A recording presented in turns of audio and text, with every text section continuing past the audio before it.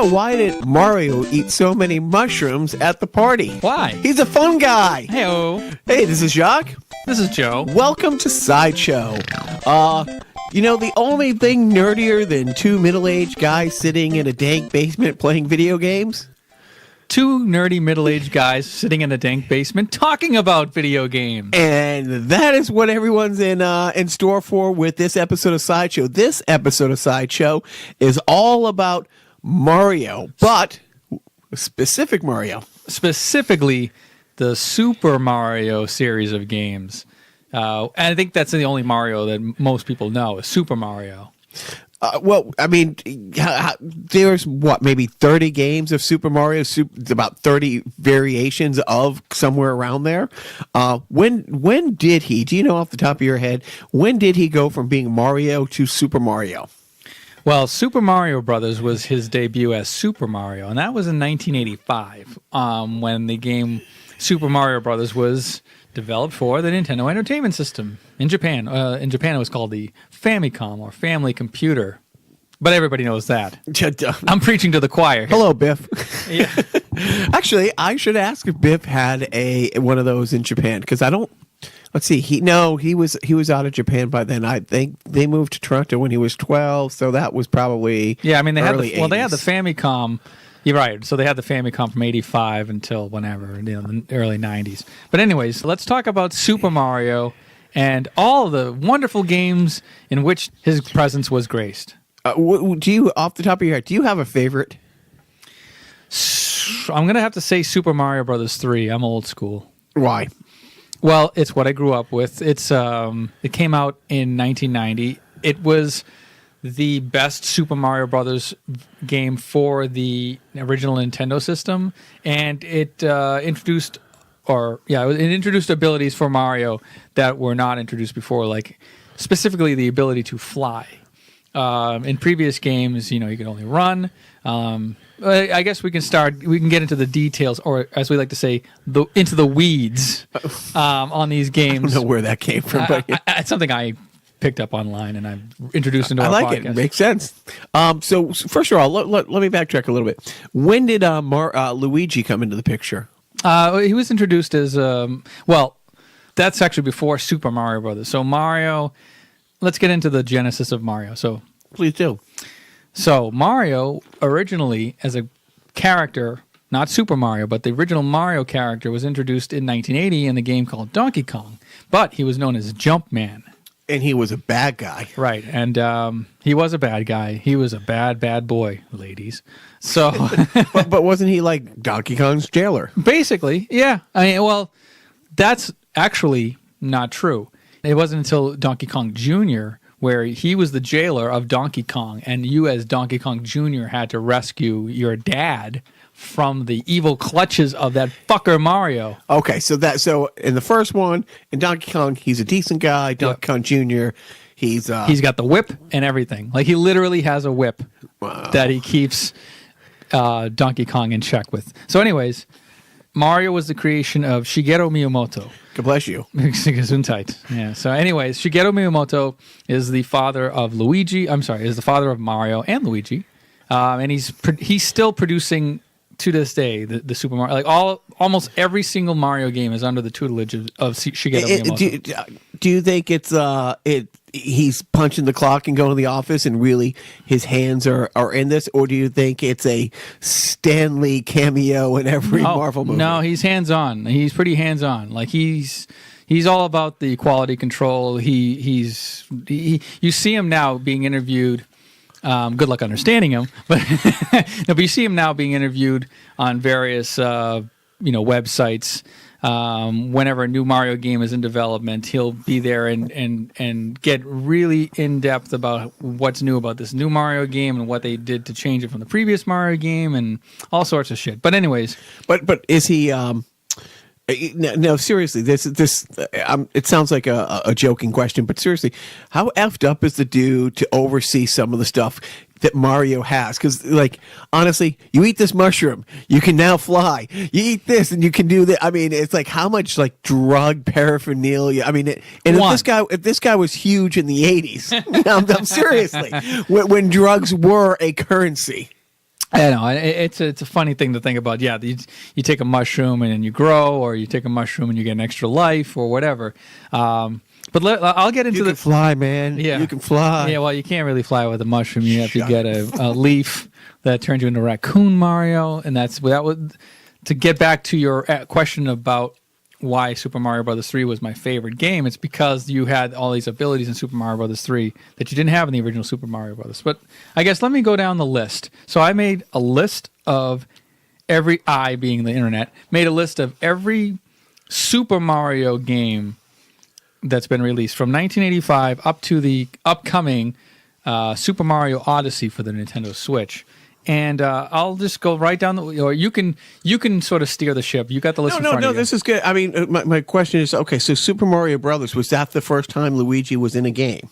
Oh, I'm sorry, the Luigi question. So Luigi was introduced actually as part of Mario Brothers, which was the arcade game where you have Mario in the red, jumpsuit and Luigi in the green jumpsuit, and it was like a 2-player co-op game where it was like a one-screen platform, like a classic arcade game, and you jump onto the different platforms, and you have to hit the enemies from below the platforms. But no, Luigi was introduced well into, I think 1981 was when Mario Brothers was released. Okay. So Super Mario Brothers brought over Luigi, but there was no co-op gameplay. Basically, Luigi was player 2, so you couldn't play as Luigi unless you were the second player, a.k.a. the bitch seat.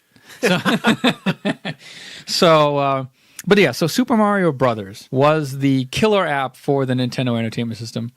It helped that it came out alongside the Nintendo Entertainment System. It's not like the Nintendo Entertainment System was out there for 3 years and then all of a sudden, we got this great game called Super Mario Brothers. Whoa, sales went through the roof. No, this is the game that it came packaged with a lot of this Nintendo Entertainment System sold in the U.S.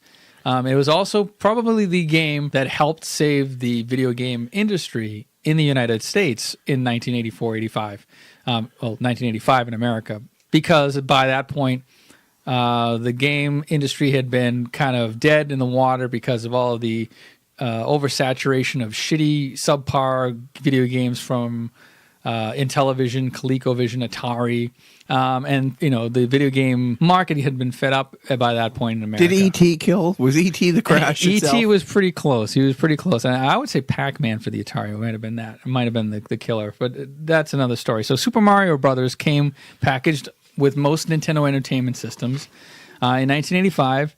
It opened up a universe for video game players because at that point, a lot of games had been single screen, or sometimes in games like Pitfall for the Atari, you'd have like a scrolling level. One bonus level that you could sneak into. Right, or you'd have you'd have the scrolling screen where you can sort of backtrack and go back and forth, and you kind of have a larger screen in which to play, but nothing like Mario Brothers where you had a soundtrack, like a killer soundtrack. And by killer, I mean it got stuck in your head because you were 5 years old and you're playing this over and over. That runs through to today. I mean, there was a little while ago, I forget what game came out, but the new Mario Kart 8, and the Target by us and other Targets had the front doors that you go through one set of double doors and then the other set. And as you came through the first set of double doors, it triggered the din, din, din, and the Mario Kart start music, and the Mario Kart was there, and then it had all the sound effects. I mean, so sound and sound design, it has always been baked with them. Yeah, so that's what really pushed this video game market into a new territory, is that you had different sounds for different levels. You had the above world theme, the doo doo doo doo doo doo, and then you had the underworld theme, the doody doody doody doody doody doody doody doody. Which to sidebar for a second, Joe's oldest, who is my kid's piano teacher, gave them a Mario soundbook, and that's something that they actually started to learn their chops on, is the Mario soundbook. And it's like my oldest one really liked the underwater one, and it was actually kind of cool when he turned a corner with it, and it actually sounded like, somebody left the game on in the other room. Right, yeah. And then we could thank Koji Kondo, the composer of the Mario music. But yeah, so I'm going to kind of breeze through this list. I really do want to get through all these games and at least touch upon most of them. So From Mario 1, we move on to Super Mario Brothers: The Lost Levels in 1986. So this is where the Super Mario Brothers 2 story starts. So Super Mario Brothers 2 in Japan was basically a true sequel to Super Mario Brothers 1. It looked the same. It sounded. It literally had the same music, with some new mechanics put into place, and it also had a much higher difficulty level than the original game. So much so that when it was tested in the U.S.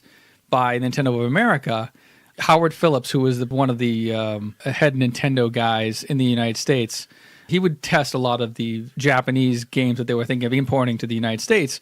And when he tested Super Mario Brothers 2, he said, "This is impossible. Like, I can't get past level 1. Like, this is really friggin' hard." And I don't think kids are going to, like, this is for like advanced. This is 30 years before competitive gaming. Exactly, right. So this is like for, okay, we just got people back into video games. Let's alienate them all. Right.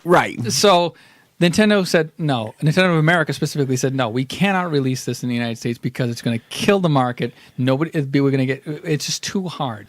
So what the Nintendo of Japan did was that they adapted this game called Doki Doki Panic, and it was a game where you had 4 characters, and it's sort of like Arabian kind of setting. But what they did was they just appropriated those 4 characters from that game and turned them into Mario, Luigi, Toad, and Princess Peach.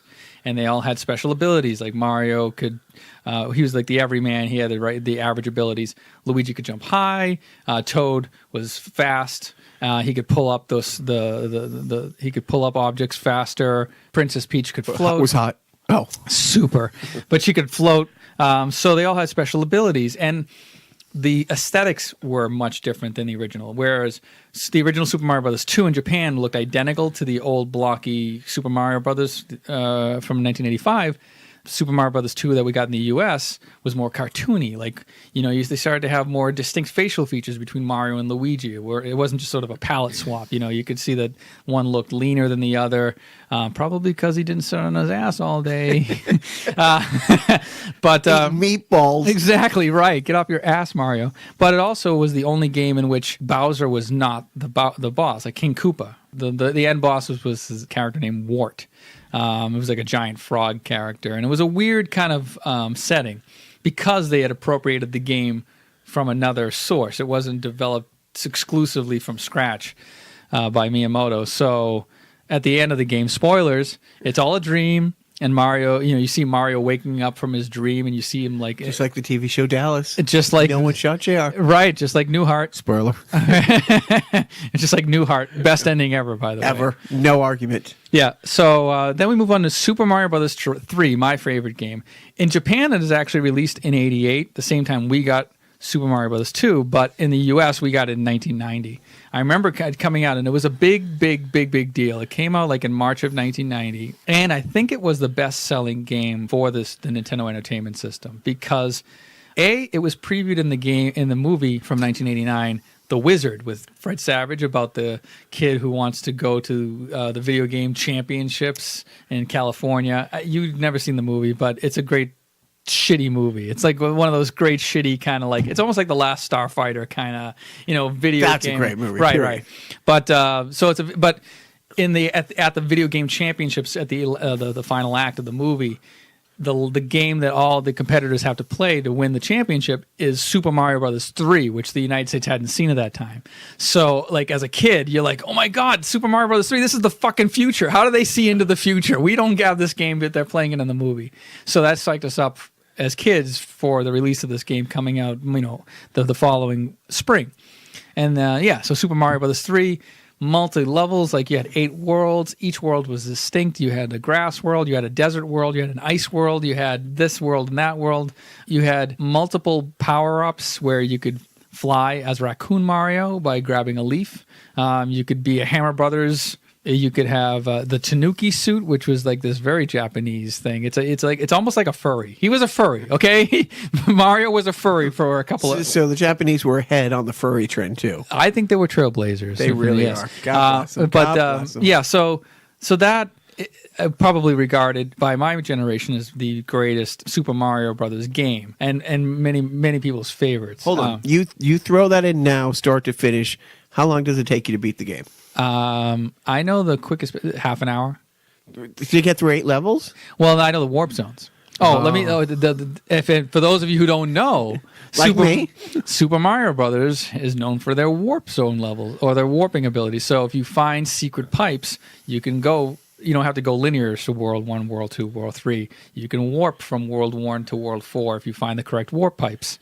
So if you know what you're doing and you know like where all the in Mario 3 there aren't warp pipes, there are warp whistles that you find on an over. It gets a little convoluted, but basically if you find the warp whistle, you can be taken to a part, a secret screen in which you can go to a future world where you can go from World 2 to World 6 or something like that. So you can warp ahead fast. So 1990, there's no YouTube with all these cheat websites that show you all this stuff. How did you figure this out?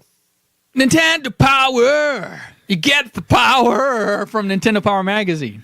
You don't know about Nintendo. So behind you, I have a shitload of Nintendo Power magazines. Never ask again why I love you.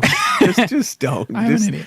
No, it's right there. Yeah, That's exactly. it, right there. Yeah, of course you have. You know about it, and you have it, and it's awesome. Right. So I have anybody who was anybody back in the day would subscribe to Nintendo Power Magazine because that's where you get all these secret tricks and tips for all the hot Nintendo games. Yes, it was published by Nintendo, and it only focused only on Nintendo games, but that's hence Nintendo Power. But it was very in-depth. It did give you information that you couldn't find elsewhere because there was no internet. Right. And that's actually what kind of killed Nintendo Power. They've stopped production in, I think their last publication was, 2010, 2012. I don't know, I forget. But they don't make Nintendo Power Magazine anymore because we don't need Nintendo Power Magazine anymore. But yeah, so that's where you would find out those types of tricks. And actually the warp whistle is highlighted in the movie The Wizard in that scene. He uses the warp whistle. I don't know how he found it because he didn't have it. He didn't have Nintendo Power. He wouldn't never played that game before. Let's hope it's on Apple TV so I can catch up.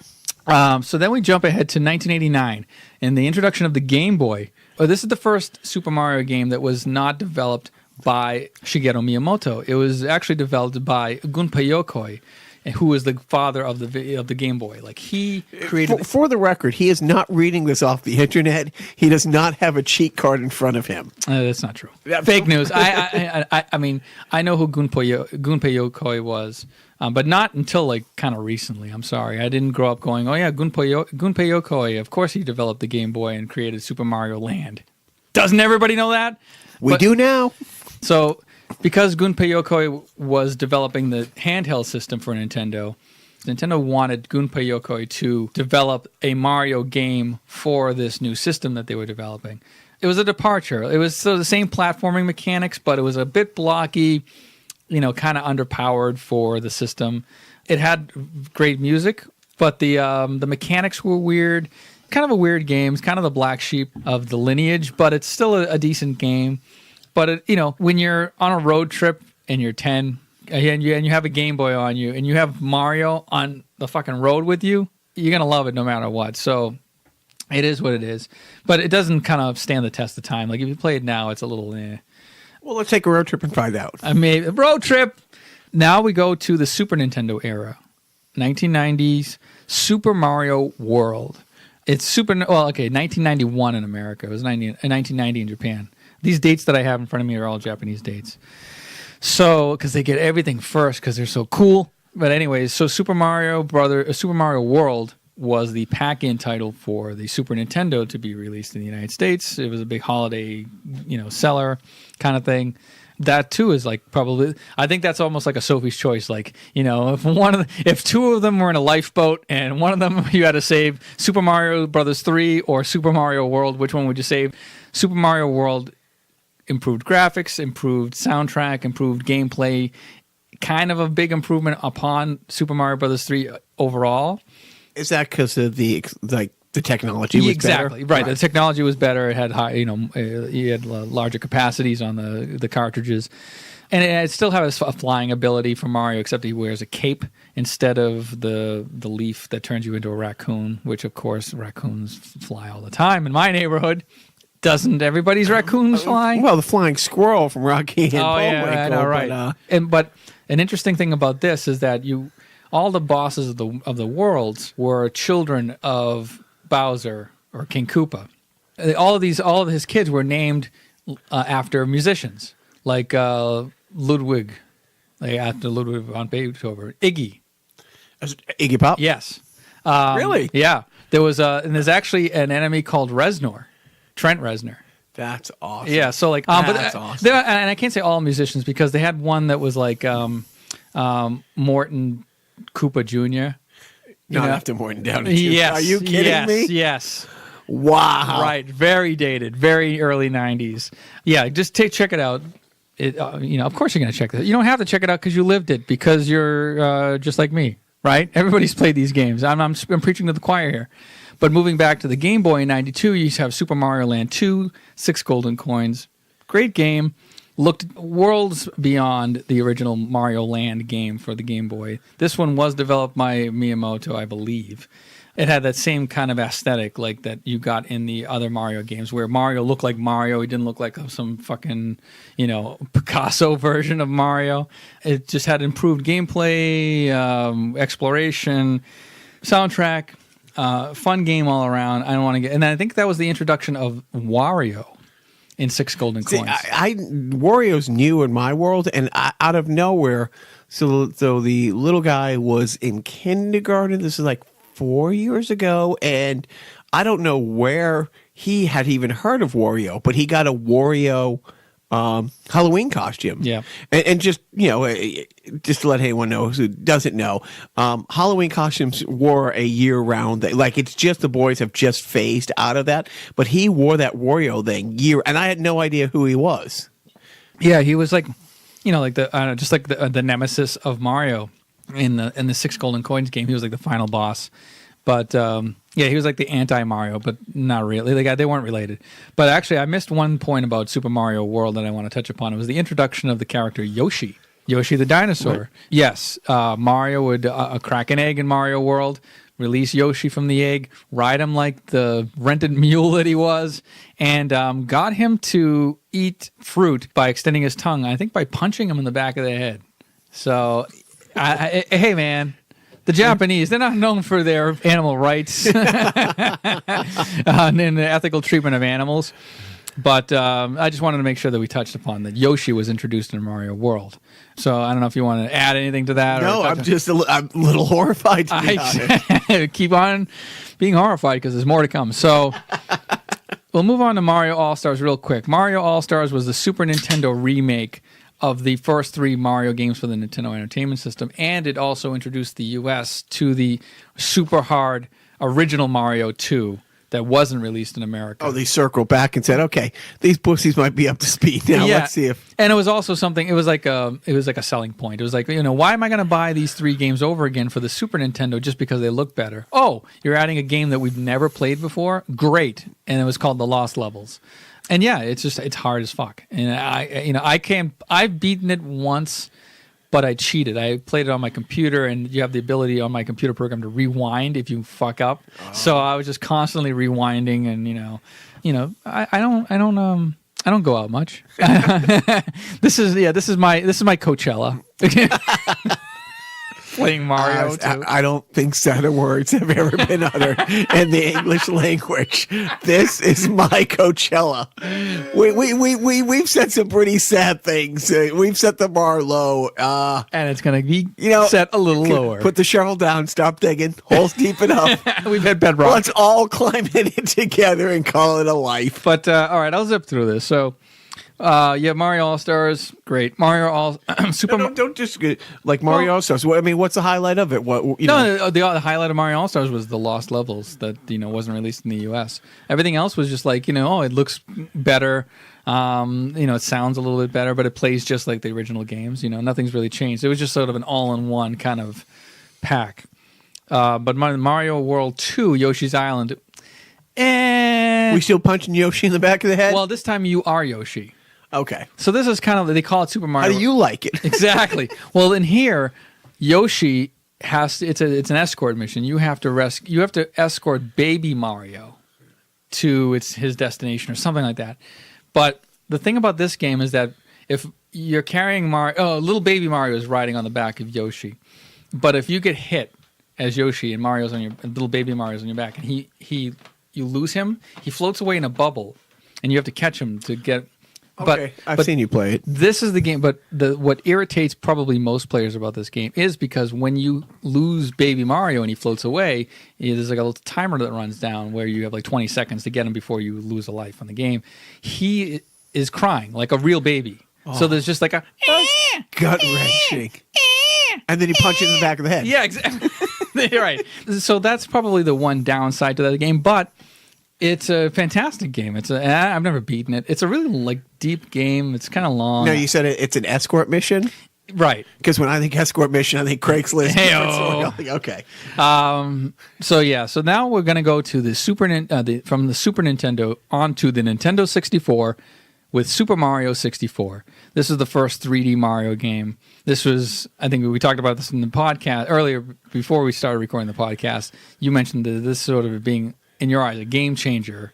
Right. Because that's why they threw 64 into the title of it, because people were like, that's not possible. Yes, it was a 64-bit system, and it wasn't the only game from the Nintendo 64 library to have the number 64 attached to the end of it. No, but just the whole 64 thing when they advertised the 64-bit, yeah. This is a 64-bit, because like you said, I mean, the 32, it almost went from like 16 right. to 64. 32 was around for just a short period of time. Right. It was something that Nintendo never really got into. That means 32-bit, you think of disc-based systems like the PlayStation or the Sega Saturn, which PlayStation, where are they now?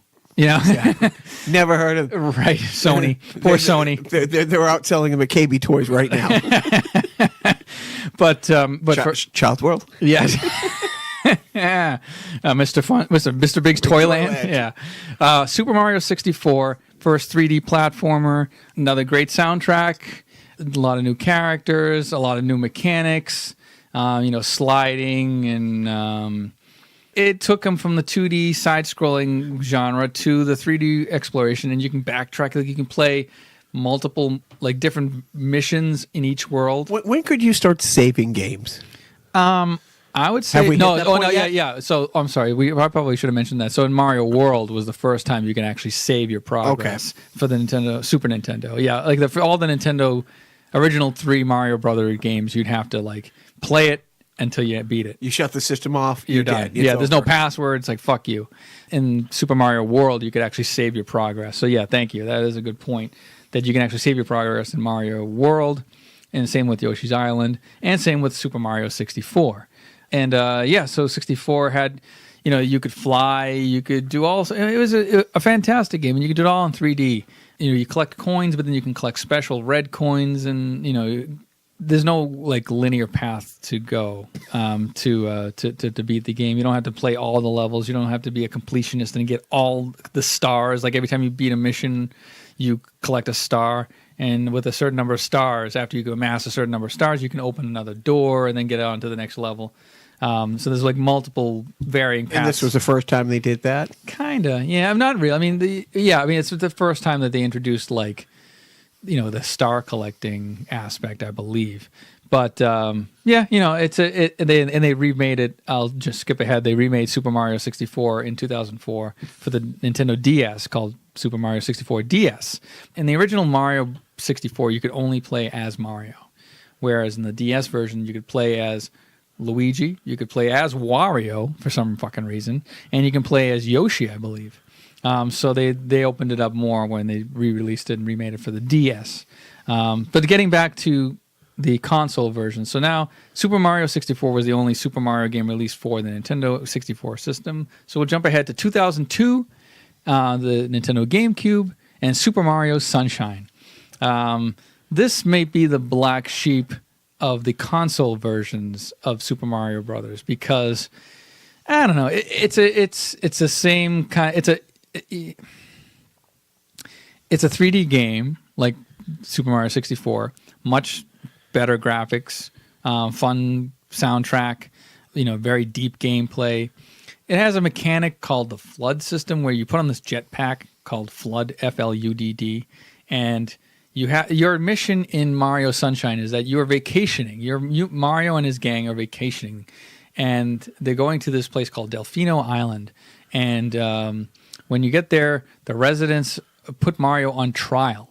Why? Because of mistaken identity. Somebody bearing Mario's resemblance has basically defecated all over the island with like the slimy kind of graffiti. And they basically say, well, this guy that looks like Mario splooged all over our island and we want him to clean it up. And then so that's your mission. Your mission is to clean up this toxic waste that this enemy Mario that you'll later discover is somebody. I honestly, I've never beaten this game, so I can't say for sure where. So we're gonna halt here. We're gonna get out the game. Yeah, exactly. So that's Super Mario. Well, Super Mario Sunshine is, it's a frustrating game.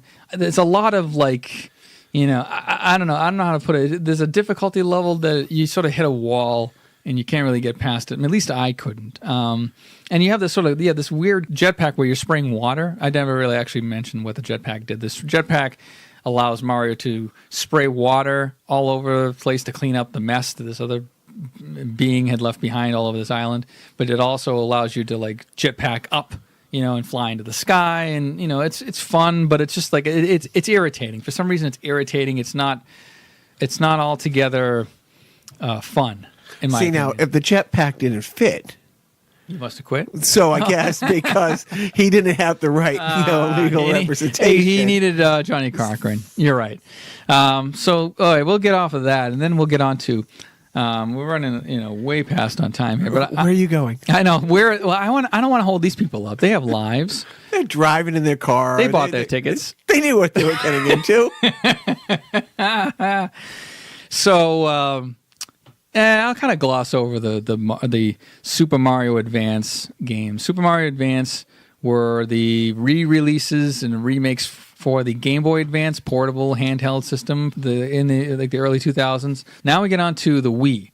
New Super Mario Brothers. I'm sorry, that's not the Wii. Stupid. That's a DS game. So New Super Mario Brothers for the DS was a return to form for the Super Mario Brothers franchise. They'd gone into the 3D world, and they've not released a platforming game, an original platforming game in the original Super Mario Brothers style until New Super Mario Brothers was released for the DS. And it was a fantastic game, a great soundtrack, obviously. But, you had new power-ups, you could play as different characters, and it also launched a new series for 2D Mario. So now you have the 3D Mario series of games that you'll get for like the consoles, but then you'll also, if you want to just do regular 2D platforming like the classic Super Mario games, you can go to the new Super Mario Brothers linear series of games. So now we're going off into the galaxy. A long time ago. Galaxy far, far away. For the Wii, in 2007, we were introduced to Super Mario Galaxy. It's a 3D platformer, just like all the other 3D Mario games, but this time you're exploring different planets, and each planet is unique, and Galaxy is unique. And also, it introduces a new physics mechanic where you're now no longer just like exploring a 3D land. You're traversing even like these little micro orb planets that have their own gravitational pull. So you can run on top of the planet, and you can run below the planet, and, kind of just do a complete 360 on the planet's surface. Sometimes these galaxies have multiple planets that you can jump from little planet to planet within the galaxy. And so it introduced an interesting new gameplay mechanic. But now was this the first Wii Mario game? How different was the controllers? Was this the little, like the one-hand controller, and then you would have the, what do you call that? The nunchuck. The nunchuck. Did you have to have both going at once? Yeah, so this required the nunchuck to play with the Wii remote. But it was very intuitive, actually, because you would hold the nunchuck. If you're right-handed, you typically hold the nunchuck in your left hand, and you hold the Wii remote in your right hand. And the nunchuck would have the little analog controller that would control Mario. But, if you shook the nunchuck, it would perform an action, like it would perform like a punching action or something like that. And if you wanted to jump, you just press the A button on the Wii remote. If you wanted to do a spinning jump, you press the A button on the Wii remote, shake the Wii remote while in midair, and it would do a double jump.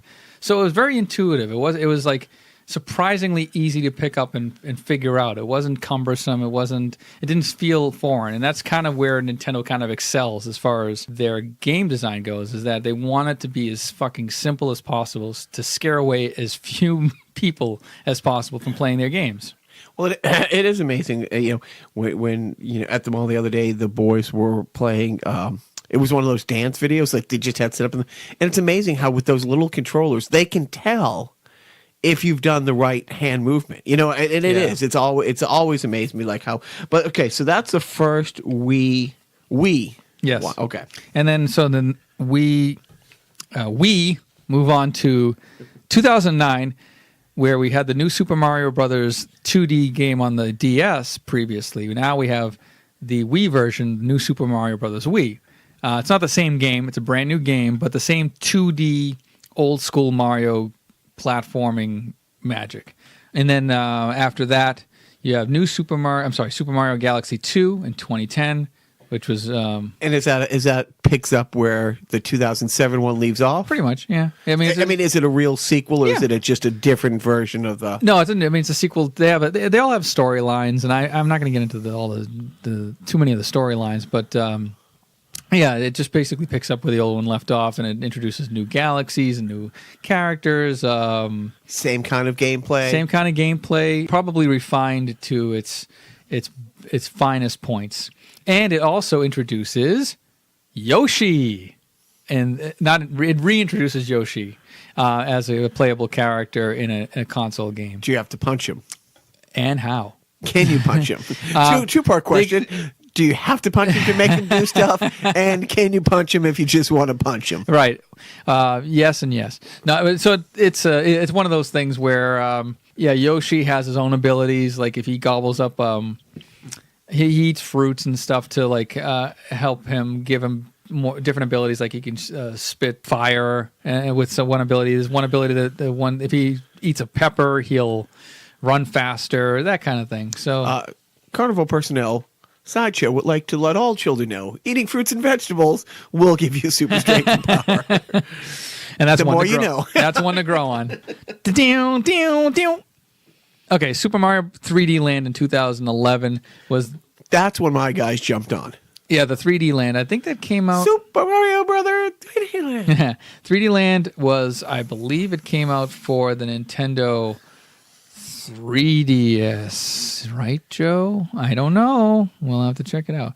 It was like it wasn't a 2D platformer like this new Super Mario Brothers games. This was like a almost like a Super Mario 64 3D adventure.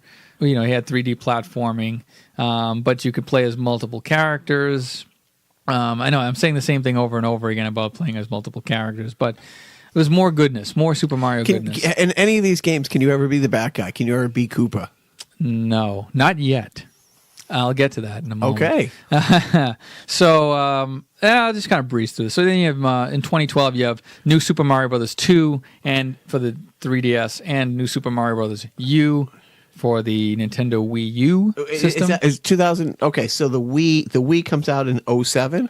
Wii came out in 05. Oh, okay. But the first Mario game wasn't until 07. Exactly right. So they took sometimes they launch with the game with a system, and sometimes like with the Super Mario That's a pretty Galaxy. long jump between it coming out and but they had like a Zelda game to kind of tide people over, and then so it's a 5-year window between the Wii and the Wii U. pretty much, yeah. And then the Wii U didn't sell hot because it was kind of confusing. It was kind of marketing. They kind of dropped the ball on that a little bit because a lot of people thought that the Wii U was an add-on to the original Wii. Right, guilty. Yourself included, yeah. Because we did. We ended up getting a bunch of Wii games. Like what was it? The littlest guy went through this Indiana Jones phase, and there was these Lego Indiana Jones things for the Wii. That when the Wii U came out, I ended up getting online and got them, and then put them in. It's like, what do you mean these won't work? Right. So, all right. So we have New Super Luigi U came out in 2013. That was originally a download-only title, and that's where you play New Super Mario U, but as Luigi. And I think you play it, whereas Mario Brothers, say the Mario game the screen went from left to right, you would go from right to left, kind of thing. Like it was the same world, but you played it in reverse, I think. Is this the first Luigi title? No, the first Luigi title was Luigi's Mansion, which was a launch title for the GameCube. So that came out in 2001. Okay. Yeah, so that's a whole because we have that on the Wii U. They redid it for the Wii I think U you're at one right. point. I think so. Yeah. Oh, they have it on the DS too. I don't know. It gets good. They do. We have it on the DS. That's the sequel. That's for the and then 3DS. we got it for the Wii U. So we have it on both. Right. Yeah. So it gets a little. It's like a clusterfuck because it gets all kind of muddy. When does it become? Because I know at one point the kids on the compound, we could have a bunch of people playing once. There was a game, a Mario Chase game. Am I jumping ahead? Where there was all these Mario games in one, where you could have a Mario Chase, and you could have up to, I want to say, 6 people. Oh, I think there were also it. Mario Party games. There was that's like a board game kind of thing. I don't know. There's so many Mario games. Okay, so I won't. This is you. Okay. this is all the Super Mario games. So I was trying to limit it to. No, my bad. And it's always your bad. And it will be. You understand your role. I understand my role. Right. So we'll kind of wrap it up. Where I'll just talk about Super Mario Maker came out for the Wii U. That was the first level creator. That's kind of like, oh my god, I can make my own Mario level, like for nerds everywhere. Is that what they play upstairs a lot when we see them making their own levels? Yeah, that's the Super Mario Maker. Okay. Yeah, that actually they released that for the Nintendo Wii U, and they released a version for the Nintendo 3DS. But the Wii U version was more popular because A, it was more intuitive, and B, you could save and post your levels and challenge people online to play your levels. I think I saw one of the boys watching one of the YouTubers is Markiplier, and was playing Markiplier. Apologies, but he was playing. He'll have you killed if you don't pronounce his name right. I believe that. Literally, those YouTubers have that power. He was playing people's posted Mario levels, and some of them were just F. Some of them were like, how quickly can I kill you? Exactly, right. The first thing that happens is like you're dropped in, and then like you land on a bed of spikes. Right. Yeah, it's like, I have to press left immediately from being dropped. Yeah, that kind of thing.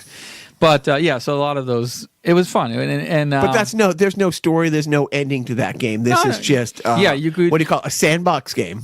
Exactly. It's a level creator game, and you can build your own levels, and you can create them in the original Mario Brothers style for the Nintendo, or no, is it the original Super Mario style, the Super Mario Brothers 3 style, and then the new Super Mario Brothers style, and the Super Mario World style. So there's like 4 styles that you can kind of emulate and create levels for. And then they also introduced like new power-ups and new weaponry and all that shit. So it's great. It is a kind of a big sandbox game for like the people who have grown up with these games for 30 years finally can live out their dreams and realize how difficult it is to make a really good This fucking sucks. I got to do work and level design, and I'm not Shigeru Miyamoto.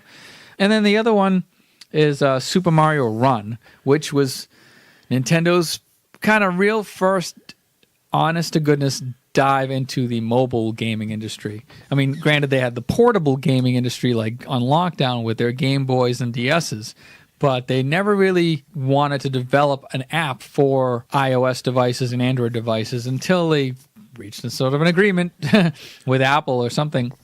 And they developed Super Mario Run for the for your iOS device, and I think maybe Android as well. It's a game where Mario's always running, and you tap on the screen to make him jump off of walls and over obstacles, and you collect coins and that sort of thing. And it's fun. It's like a fun kind of breezy, not a lot of not bogged down with storylines or anything like that. You just sort of like you're competing in these 2D levels, like the classic Super Mario Brothers levels, and you're just sort of collecting. It's a collectathon, and you're sort of like trying to hit benchmarks, and then once you hit those benchmarks, you can unlock further levels. And that's the first phone game. Yeah, I mean, a lot of people thought Pokemon Go was Nintendo's first phone game, but it wasn't really developed by Nintendo. It was developed by another company. Nintendo just sort of licensed the Pokemon name to that game. But this is Nintendo's first, like, ground up. Like, they developed this game for the platform. And then we'll end on the upcoming Super Mario Odyssey for the Nintendo Switch. And from the looks of it, they have previews of it online. I'm actually like excited for this new game because it's a 3D game. It looks beautiful.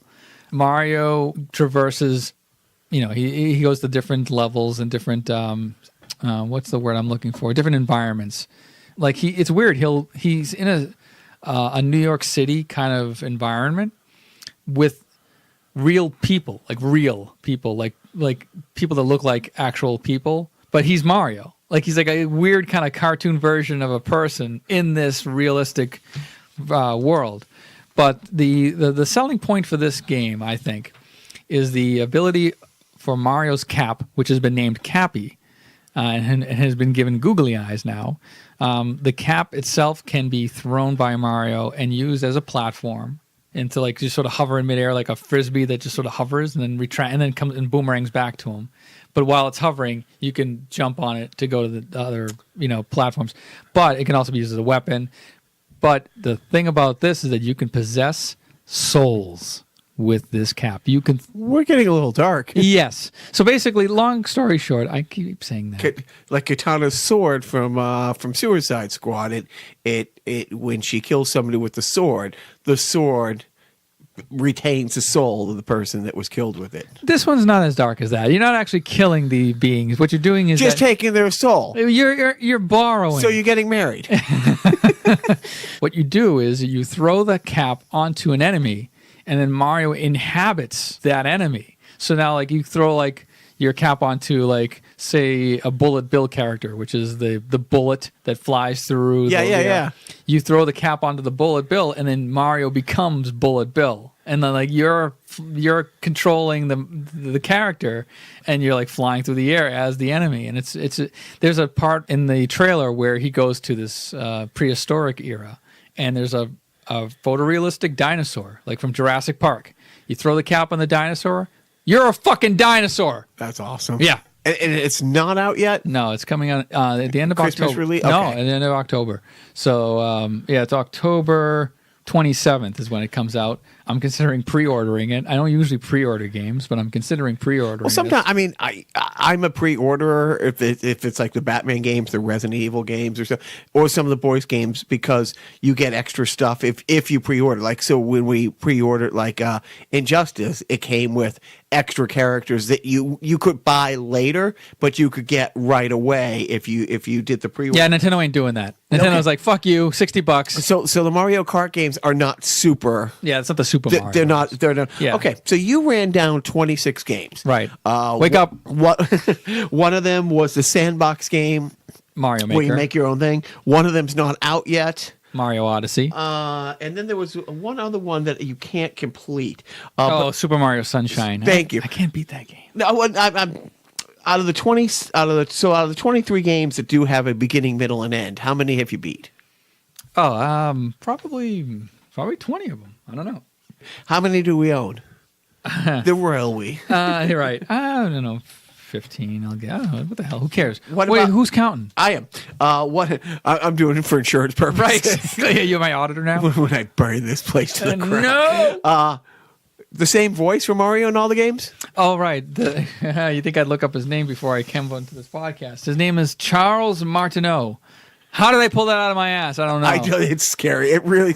No, but we're going to do another show on the Mario character and pop culture and everything. So we'll get into his audition and all that stuff. But for these 26 games, is it the same dude?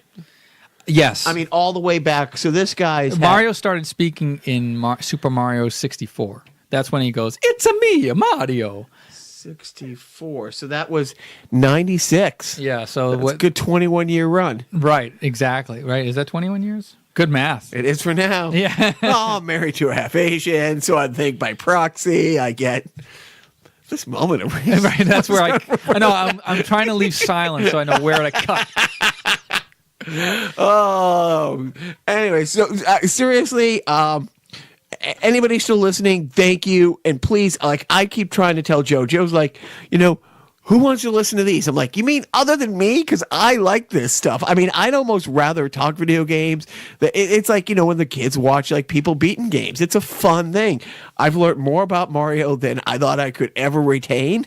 This is great. If anybody has any other suggestions about, like, video game characters, please, like, you can't even, you can tweet at OptiGrabber at Twitter or the Jacques 4. Or the Carnival Podcast on Twitter, or the Facebook page, Carnival Podcast.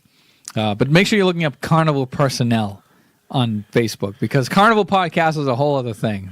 Yeah, those guys are just. Yeah, those guys. Any last thoughts on Super Mario?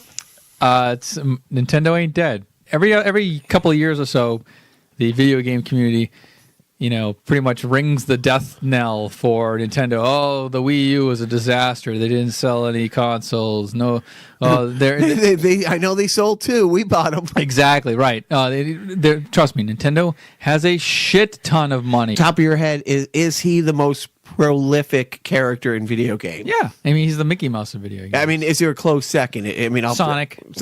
Okay, well, yeah, but Sonic went away for a long time. Right, but he's back. No, he's back now. But there was a good 10+ year gap between. No, it seems like that because his games have been so shitty. Okay. So that's a whole other podcast. Although I can't speak too much about Sonic because fuck Sonic. Mario's awesome. But Mario, you're not exaggerating when you say he's been in hundreds of games. No, yeah, hundreds of games. Yeah, like it would bore you to tears to list down like, oh my god, he was the referee in Mike Tyson's Punch-Out. That's great. Put in not with permission from Shigeru Miyamoto. Oh. Yeah, they just fucking threw him in there and then they released it and then like, it's sort of like, oh, I forgot to ask if we could actually do that. Yeah, so he was in there, surreptitiously. That's great. Yeah. Yeah, so he's been in millions of games. Let's just say millions, because by the time I release this, he will have been in... Maybe 4 more games will come out by now and when this posts in a few days. Exactly. All right, well, again, Carnival Personnel Sideshow, the Super Mario edition. Joe, thank you for all the learning. I probably forgot stuff you already learned by listening to this podcast. Such as